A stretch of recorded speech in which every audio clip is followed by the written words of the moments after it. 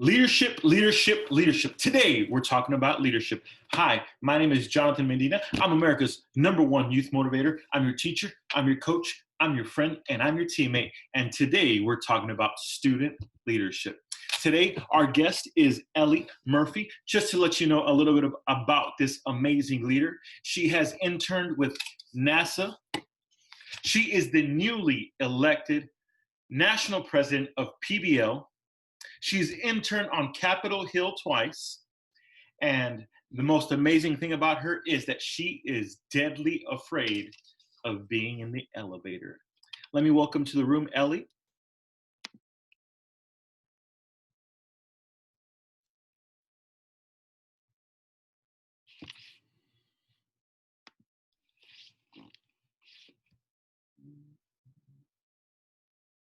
Hey, Jonathan, how are you doing? Excellent, excellent. Welcome. Well, I just told everyone right before I let you into the room, I told them about how you were the national president. I told them about how you've interned on Capitol Hill twice.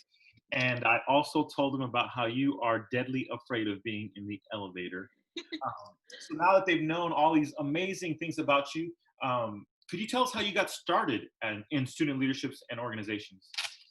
Yeah, absolutely. So specifically, my journey in FBLA PBL began my freshman year of high school. I kind of was one of those people who went to the fair with all the clubs and organizations, and I was like, I want to do everything. So I jumped in, joined so many clubs, and then my business teacher signed me up for an event in FBLA. I think it was like Intro to Business or something like that. And so someone else kind of like took the reins from me and was like, I think you'd be good at this. Let's put you in this event. And I was like, sure, why not? So I'll honestly say, like, I studied a little bit, but I didn't do a whole lot. And then I made it to States my first year in PA FBLA at the Hershey Lodge. And it was such an incredible experience. That's what really started my love for FBLA PBL, being around so many like-minded individuals, feeling the energy in the room, seeing the state officers on stage. And I was like, I want to be like that. So yeah, that's kind of how I got started with FBLA PBL, and that's continued on through my collegiate experience with starting a chapter of PBL at all of that. Oh, awesome. So I didn't know that you had gone to the Hershey resort area. One of my best friends in college, my next door neighbors, my junior year of college, they both went to the Hershey High School. Oh my gosh, how crazy. Yeah, and I That's didn't know so that funny. until after college. But I did want to ask, so you talked about you joined FBLA. Were there other organizations that you also were a part of when you were in high school or even now in college? Yeah, absolutely. So in high school, I was really big into volunteer organizations, so Helping Hands, Leo's Club, but I was also super involved with the National Music Honor Society, National Honor Society, National English Honor Society, National Spanish Honor Society. Like I said, basically anything I could join in high school, I did, just because I wasn't sure what I wanted to do. So I figured, hey, let's just kind of put myself out there in everything, and I'll figure out what I like and what I don't like. When it came to college, I'd say freshman year, I spread myself pretty thin. I joined like 4 volunteer clubs. So I was like going across town to like feed the homeless and then do like a food recovery network thing. And I found myself feeling really unfulfilled just because I had spread myself too thin and I was not passionate about everything that I was in.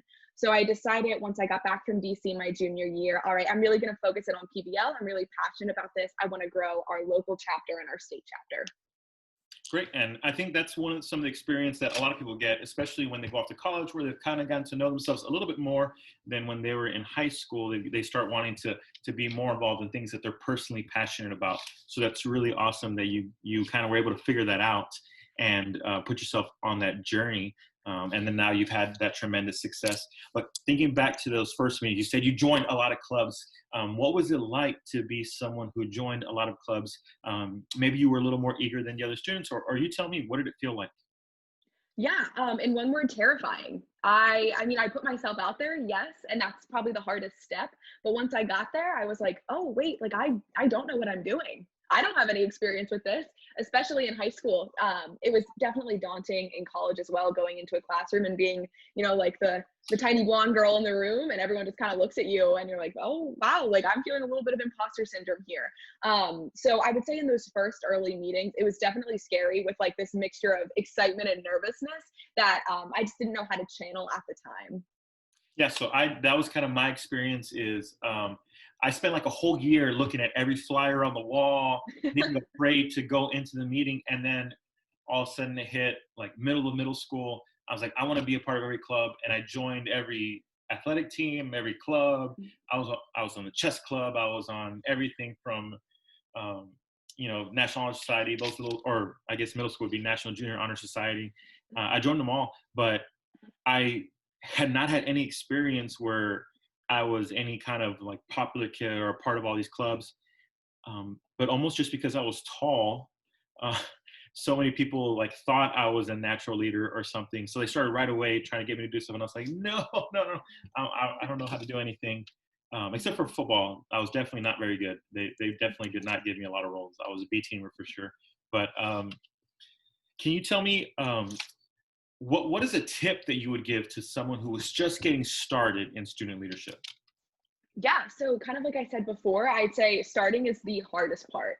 It takes all that mental power to get yourself to walk through the doors for that first meeting. And I found that once you push yourself there, you get yourself in the room, everything else will kind of flow naturally. No matter how nervous you are, no matter how scared you are, out of place you feel, you've done the hardest step. You've gotten yourself where it happens. So a tip that I would give to someone just starting out would be just to get yourself in the room. You can worry about everything else later. You can worry about the leadership positions, how you're going to get it done. Just get yourself there, and that's the biggest part. Awesome. What about things like going to conference or convention? They call it different things depending on the club you're in. When was the first time you went to like a state or national, regional type of event? Yeah, so my first time would be freshman year of high school. I went to a regional FBLA conference and ended up placing, I think, third in Introduction to Business, which qualified me for the state competition. So that was huge for me. And honestly, I'm not sure if I wouldn't have had that experience, I don't know that I'd be as passionate as I am today about FBLA PBL. It's crazy how life kind of takes you on that journey, but that was the absolute pivotal moment in my career in our organization. And so I would encourage anyone just starting out to get to that first conference. Then make an assessment. Maybe, you're feeling uneasy about it. You're not sure if this club or organization is for you. Make it to that first conference, that first leadership experience, whatever it might be. And then give yourself the opportunity to sit in that experience and then come back and reevaluate. All right, like, what did I learn? Is this helpful for me? Am I helping the organization? And then go from there. And I'll have to ask you what it was like. I guess this year you had to do it virtually, but being elected to such a high role or such a high leadership position, what did that feel like as you were waiting for it, as you were campaigning, as you received the award? Tell me what that whole experience was like for you. Yeah, so I was fortunate enough last year in San Antonio, Texas, at our NLC to be named the North Central Region Vice President for PBL. So that was, I'm very thankful for that experience, especially now that I was able to experience that in person. But I would say with that experience, I ran unopposed, but they can no vote you. And so in my head, my entire time, I was like, they're going to no vote me. They're going to no vote me. Like, I'm not going to get in. This is going to be awful. So honestly, just in the moment when they announced my name last year, it was just relief and excitement. And I won't lie, a bit of nervousness, just because I didn't know quite what to expect in the upcoming year. But this year, when I ran for a PBL national president, the entire campaign was different. It was all online. Essentially had to scrap all my ideas before and run an entire social media campaign. And I'm not a marketing major, so this was all very new to me. Thankfully, I had some great friends along the way who were able to help. But I was kind of just like sitting in my living room with my mom, which is a surreal feeling. And I'm watching the closing session on my laptop, and it comes up to like the final moments, and I was like, you know what, like, just let me be okay with whatever the outcome is. I love this organization. I know I'm going to keep serving it. So I think it was important for me to separate my worth from that title in that moment, knowing that I can still have an impact on our organization, whether I'm PBL national president or whether I'm a local chapter member. But I will say, sitting on the couch when they announced my name, I just broke down into absolute tears. My mom is screaming and I'm just hysterically sobbing on my couch, kind of just like, what just happened? And like I said before, it was just like a relief. It was like this release of all these emotions that I've been feeling: stress and anxiety and excitement and passion, just kind of like all culminated in that moment. Yeah. How did your friends react? How did that go? Did you get crazy amount of DMs since it's all online? Yeah, I got a lot of FaceTimes right at the same time. So that was interesting, trying to feel that. I like didn't let them see my face because I was just sobbing. I had like a t-shirt, I'm just sobbing, and I was like, thank you so much for the support, that type of thing. But yeah, definitely have been communicating through LinkedIn a lot, Instagram, Facebook. Yeah, those would probably be the main channels that I've received messages on. Okay, so one of my all-time favorite quotes in leadership overall is a quote from John Maxwell. I believe it's everything rises and falls with leadership. Basically saying like when you have a great leader, the organization is going to go up, and if you don't have a great leader, it'll go down. What are some mistakes that student leaders should avoid so that way they're the leaders that only have upward progress on their group instead of having a negative effect? Yeah, absolutely. And this is something that I'm still learning to navigate myself. But I would say some things that I've learned is when I was younger, I had a tendency, I was super like a perfectionist, right? So if something didn't get done, I would just be like, you know what, I'll do it. I'll just fix it. We'll handle it, whatever. So I was not good at delegating. I just wanted to get things done myself because, you know, I knew that if I did them, they'd get done and they'd get done well. But I realized that that's over controlling, micromanaging, and overbearing. And people don't want to work for a leader who doesn't let them make mistakes, do their own thing. So that was something in college that I really wanted to work on. And thankfully I had some mentors who were able to really help me in that. But yeah, just number one, delegating and trying to pick out strengths within the people on your team is so huge. Once you're able to pinpoint their strengths and what they bring to the table, and they might be difficult to recognize because they're going to be different than your strengths. So upon first glance, you might be like, oh, I don't understand why this person is doing this that way. Take a little bit deeper look inside. Let's see like what's going on. Let's see their experiences and the type of work they produce when they're able to do things their own way. So that's been instrumental to me. It's kind of like delegating and letting people make their own mistakes. People are able to learn from those experiences and pick up and say, okay, I need to be better at that. People aren't going to get better if you're constantly fixing the mistakes for them or just picking up the slack. That's not how a team is built. Yep, exactly. I love what you were talking about how everyone has their own strengths and their own weaknesses. So I learned to play the game of chess when I was in second grade. My old second grade teacher, Dr. Laura Shinneman, she still to this day is like my second grade champion because we had like a big tournament and I was lucky enough to win in second grade over the whole elementary school. And so she still brags about it to this day, but I always think about leadership in that lens. I'm not sure if you're familiar with chess, but every piece has a different function and different moves that they can make. So in order to strategize for the whole game, you have to know what each piece can do and how they can work their way for you to win the game.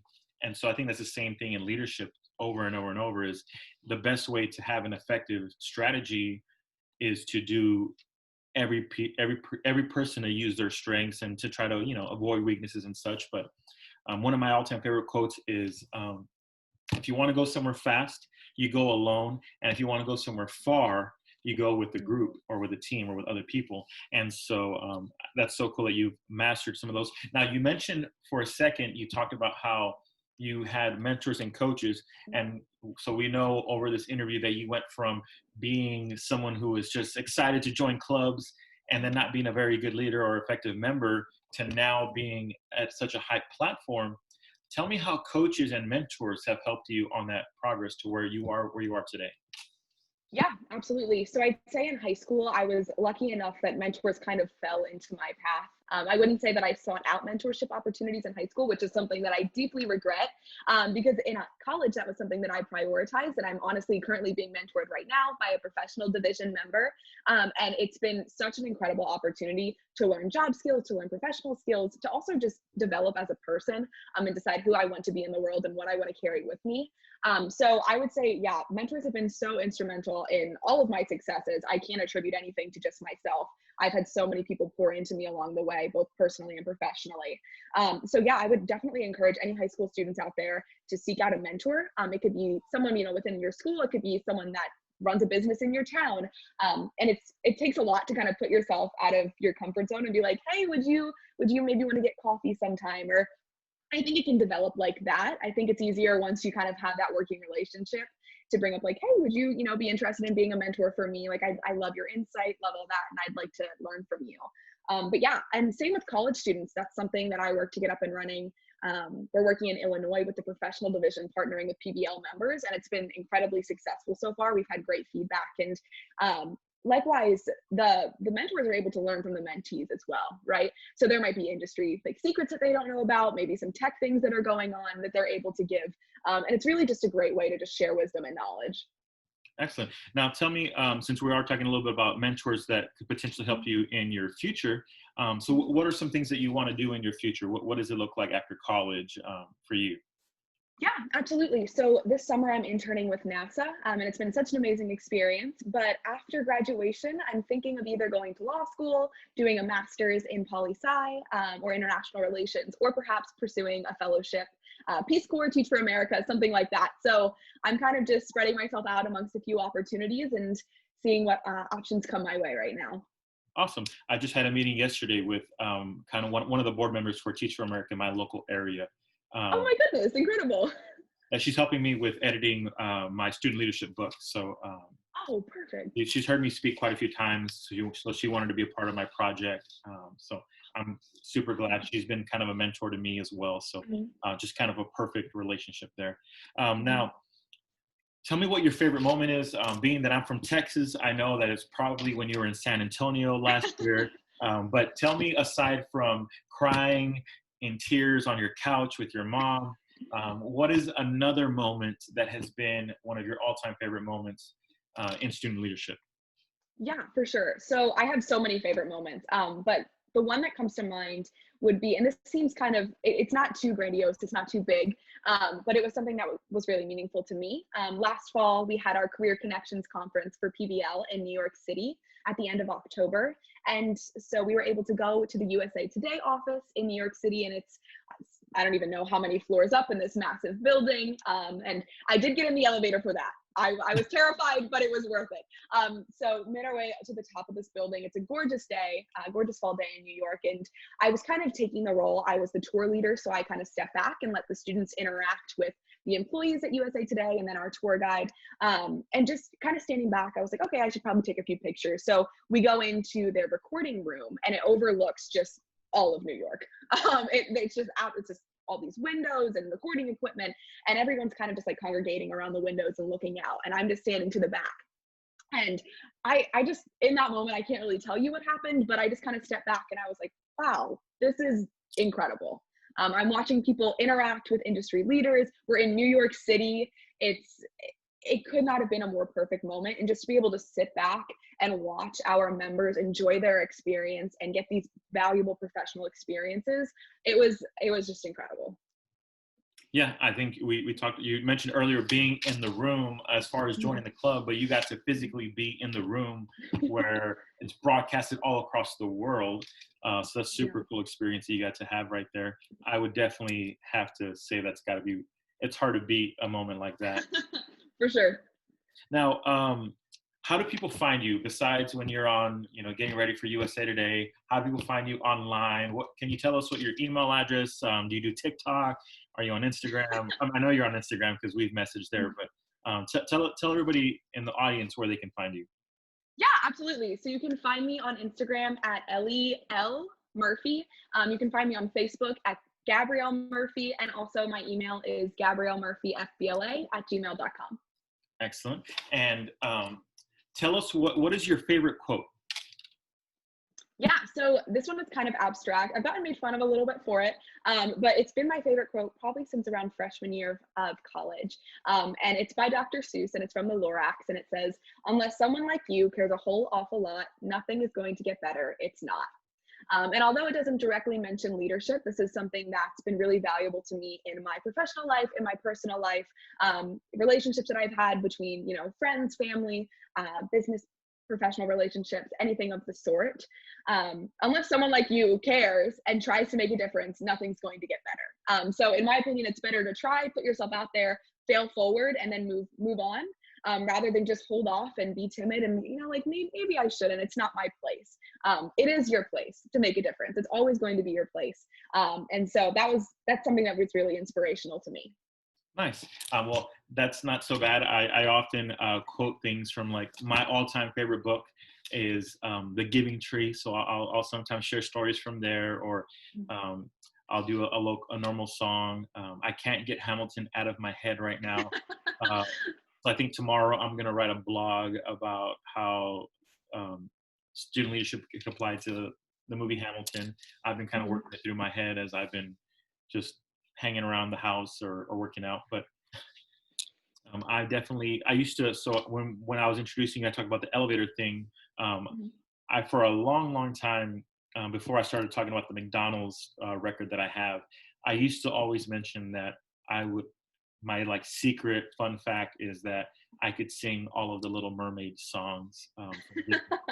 So just weird random things about myself. Now, tell me how you apply that quote from the Lorax into student leadership. Yeah, absolutely. So I think it's important as a student leader, you're going to see a need in your Um, community. Can you hear me? yeah, I lost you for just a second. So right up, could you start from scratch on that question? Yeah, for sure.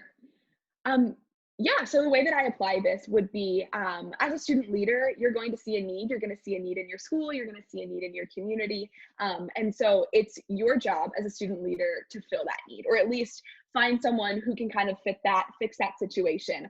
You're kind of like, let's reference chess again. You know, you're kind of like a chess player. You're moving these pieces around saying, all right, I as a student leader know someone whose strength is public speaking. So I know this event that needs a public speaker. I'm going to put them over here.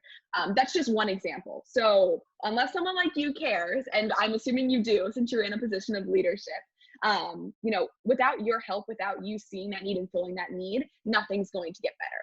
So that's how I would apply it. I've applied that in my high school days. I've also applied that in my collegiate experience as well. Just picking out areas and say like, hey, I think that needs improvement. Let's get someone on that. Or hey, like I can improve that. I have the skills that could help that situation. So just seeing that need and then taking the steps necessary to fix it. Yeah, and I think that's like a wonderful, perfect illustration on how to apply it to current days. Now, this is kind of the ending. I like to. So one of the things that I do. So I'm going to actually put you on spotlight here. Um, so now you're the big picture on my recording. So I'm not sure if you're aware. I didn't tell you this, but I do a student leadership challenge. So when I'm speaking on stage, or if I actually, a couple of universities have put it into their curriculum as they have thousands of kids using it in their university. But one of the things that I provide is I have different leaders make a little challenge. So kind of giving you the platform to do like a 2 to 5 minute. If you want to go over, that's no big deal at all. So if you want to just rip it, that's all fine with me. So it's just kind of like a challenge to other students to be successful, to be student leaders, to be like the Lorax and do their part. It's kind of just your free moment to make your own challenge. Yeah. Okay. So in terms of format, like what exactly are you looking for here? So basically just introduce an idea and then just kind of Mhm. explain why it's important and then how they could use it to be successful. Okay. All right. Okay. As a student leader, perseverance is key. In every situation, in every circumstance, you must keep going. Regardless of what is happening around you, you have the opportunity to control your future and control your destiny in the palm of your very own hands. So something I would recommend for you to do every day is journal. Wake up, journal your goals, journal your intentions for the day, come back at night, look at what you wrote down in the morning, say, hey, how did I do with that? Or maybe move something to tomorrow. Make sure that you're keeping tangible goals down. Secondly, I would recommend that you ask for feedback on your leadership style. I know so many of you are already in leadership positions, and it's incredibly important that you're able to take criticisms and apply those changes necessary to become the best leader that you possibly can be. And finally, I'd encourage you to find a strength in each person on your team, whether that's on your dorm floor, on your soccer team, in your organization or your club after school. Find the strength in each person that you're working with and draw it out of them. This will help you overall as a team, and it allows each person to bring something new to the table. That was awesome. It's so weird because I'm so used to being on big stages and telling everybody, like, everybody, round of applause for the Yeah. person. But right now, I get to be the only person like that. Thank you. So those of you that are watching in the future, give her a round of applause. That was absolutely awesome. um, I'm speechless. I don't know why. I'm not sponsored by Gatorade or anything. I'm just taking a sip. But maybe in the future. Um, no, that was absolutely awesome.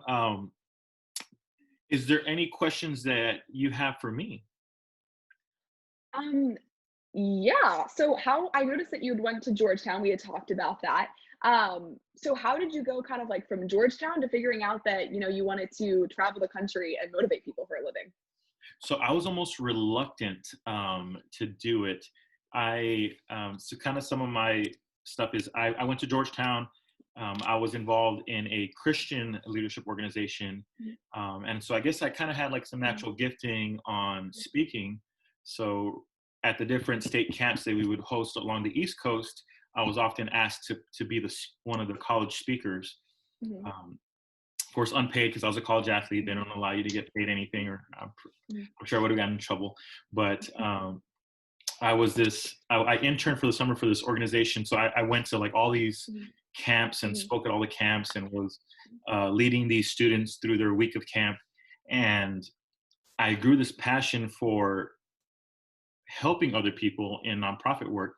And so it became my first job. I oversaw the organization for over an area, about 80 schools, broke all kinds of like national records had like 6,000 students meeting at the different clubs Wow. throughout the week. 80 campuses. So I had, if each school had 100 or so, right? Sure. And then we're sending hundreds of kids to camp, raising all kinds of money. And one day I was in charge of hiring the speaker. So I went and I raised the money and sponsored the Mhm, speaker to go from school to school to school. mhm, And as I drove him around, he started asking me very personal questions about my life. And I thought, well, I'll never see this guy again. No big deal. I'll just tell him mhm, the real stories that kind of were hurtful for mhm, me. And he had just shared on stage. mhm, So I always tell people that, I get crazy DMs from kids really sharing their hearts to me because I was mhm, just on stage and I shared my heart. So, mhm, and I share my pain and the struggles that I've had. So it kind of allows mhm, them the opportunity to feel comfortable to share back. mhm, So one of the things I would encourage you as a student leader is share kind of you talk about vulnerability, right? mhm, So sharing that will allow other people to share how you can help them or you can help them mhm, find some peace.